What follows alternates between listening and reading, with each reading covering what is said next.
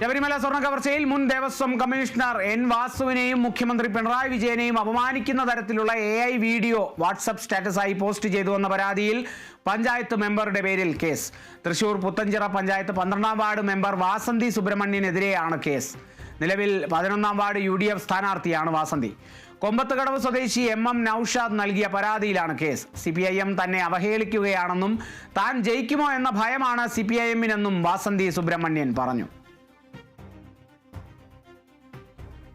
ഞാനൊരു അയ്യപ്പ ഭക്തിയാണ്. ഞാൻ ഒരു മലയ്ക്ക് മാലിടുന്ന വീട്ടിലെ ഒരു അംഗം കൂടിയാണ്.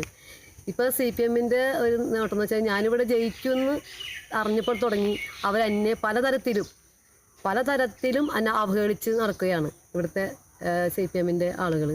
ഞാൻ ക്രിയേറ്റ് ചെയ്ത ചാർട്ടല്ല ഇത്. ഫേസ്ബുക്കിലൂടെയും മാധ്യമങ്ങളിലൂടെയും എല്ലാ വഴിക്കും ഈ ചാർട്ട് വന്നിട്ടുള്ളത്, പലരും കണ്ടിട്ടുള്ളതാണ്.